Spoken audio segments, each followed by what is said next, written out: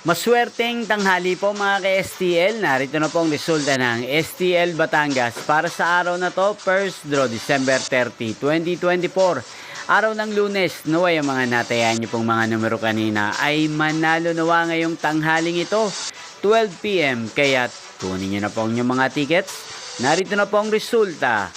Ang mga numerong nanalo sa STL Batangas ngayong tanghaling ito, December 30, 2024. 12 PM, first draw result 14 at 2 in exact order.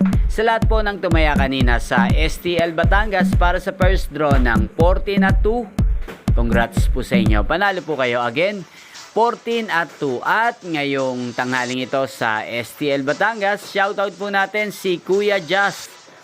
Kuya Josh ng Batangas, shoutout po sa iyo, naway nasa mabuti ka pong kalagayan. At sa lahat po ng mga taga Batangas dyan, shoutout po sa inyo.